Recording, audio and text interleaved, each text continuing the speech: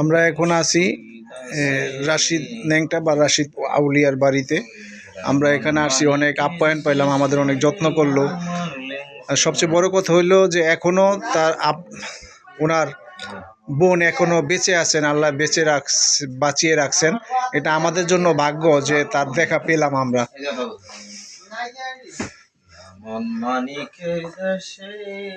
কয় ভাই কয় বোন ছিলেন আপনারা? দুই ভাই আছেন, আমার শ্বশুর ভাই। এখন আপনি আছেন, আরেক বোন আছেন, দুই বোন এক ভাই। এখন শুধু আপনি আছেন? আল্লাহ। দেখেন, এই যে যারা মোহনগঞ্জের যারা ন্যাংটার বাড়িতে আসেন, এই ন্যাংটার আপন বোন, তার আপন বোন এখনো আমাদের সামনে বা আমার সামনে দাঁড়িয়ে আছে। এটা আমাদের জন্য আসলে বিশাল একটা পাওয়া, বিশাল একটা ভাগ্যের ব্যাপার। আমাদেরকে অনেক আপ্যায়ন করলো, আমরা আজকে ইফতার করলাম। আমাদের যে যত্ন করছে আসলে এটা ভোলার মতো না, ভুলতে পারবো না। ওনার জীবনের একটা কথা বলে, অনেক কথা আমরা শুনছি, তার জীবন দশায় অনেক কিছু দেখাই গেছে। যদি যারা দেখবো বা বাংলাদেশে বিদেশে যারা এই ছবিটা যারা দেখবো, তারা অবশ্যই কেউ না কেউ শুনে অবশ্যই আসবে দেখার জন্য। আমি সবাইকে অনুরোধ করব, আপনারা আসেন, এসে দেখে যান আল্লাহর অলিদের যে কি পাওয়ার, কি ক্ষমতা আল্লাহ তাদেরকে দিছে, এটা মানে কল্পনায় করা যায় না, ভাষায় প্রকাশ করা যায় না। তার জীবনের একটা কথা আপনি বলেন আমাদেরকে। হ্যাঁ, কি করছে? যেমন অনেক সময় কেউ দেখছে যে আমি উনি দেখে আসছি, আবার বলেন না তারা এখানে দেখছি, এরকম অনেক সময় হয়েছে না?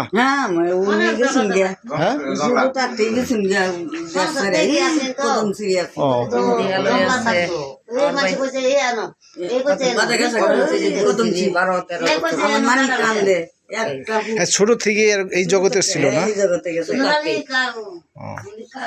যেহেতু আপনি বোন, আপনি ভালো কইতে পারবেন, ছোট থেকে মনে হয় এই লাইনেরই ছিল।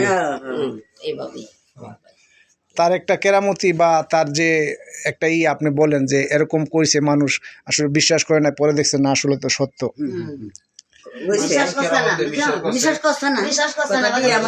পরে করছে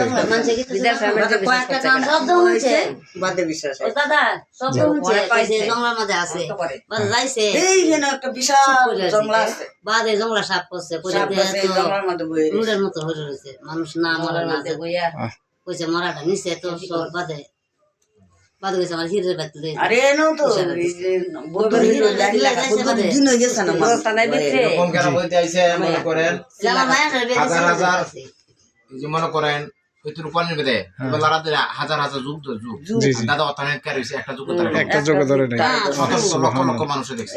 সুবহানাল্লাহ। কোটি কোটি আছে বাংলা মধ্যে আছে যুগ, তার একটা যুগ বড় বড় হাফ আছে, বড় বড়, কিন্তু তার কেউ কিছু বলতো না। আর সাপ শুধু আমরা জিগের পাতে ভাই মানুষ তো হয় না।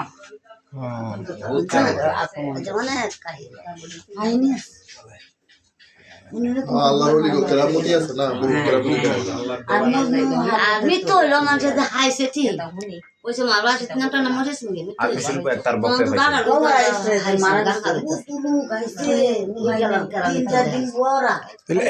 জানাজা কে পড়াইছে? এক ভক্ত এসে পড়াইছে না? 1 মাস পরে আয়া কইছে যে বাবা তো মারা গেছে। তাহলে মানুষ বুঝলো কেমনে জানাজা কে পড়াইছে? মনে করছে তো তার ভক্তি পড়াইছে। আমার ভক্ত আসলে তো খবরই জানে না। দেখেন কি একটা অলৌকিক ঘটনা ঘটছে। এই রাশিদ ন্যাংটা বা রাশিদ পাগলা বা আল্লাহর ওলি, উনি যখন এই ধরাধাম থেকে বিদায় নিছেন, বলছে যে আমার এক ভক্ত আমার জানাজা পড়াবে। কিন্তু এই ভক্ত 1 মাস পরে আসছে, আয়সা দেখে উনি এই ধরাধাম থেকে বিদায় নিছে, কিন্তু তার জানাজা তো হয়ে গেছে। মানুষ তো মনে করছে তার ভক্তই পড়াই দিয়ে গেছে, কিন্তু ভক্ত জানেও না, জানে না। হ্যাঁ, এই যে দেখেন এই বিষয়গুলা কেরামত, হ্যাঁ নিজেরটা নিজেই করে গেছে। এই ভক্ত করছে, কিন্তু ভক্ত 1 মাস পরে খবর পাইছে, ভক্তের সুরতে করছে। দেখেন কি একটা অলৌকিক ঘটনা। আল্লাহ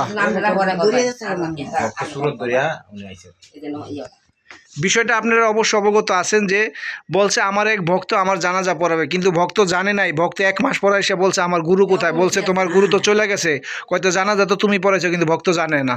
এই যে যে বিষয়গুলা যারা অলি আউলিয়াদের বিরোধিতা করেন, আপনাদের হাতে ধরি পায়ে ধরি এগুলা করেন না। আপনারা অলিদের দরবারে আসেন, দেখে যান, যত আসবেন ততই ভালো লাগবে, প্রেমে পড়ে যাবেন, না আসলে তো আর বুঝবেন না।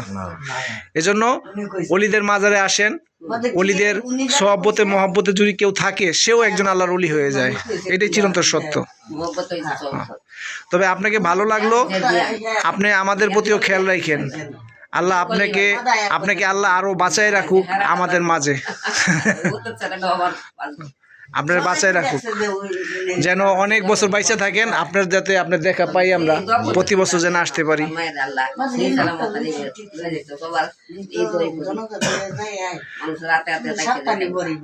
অবশ্যই খেয়াল রাখেন, যে আপ্যায়ন করছেন আপনাকে ঋণ শোধ করতে পারব না,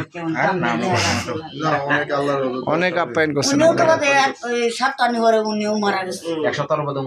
ওই ভক্ত না,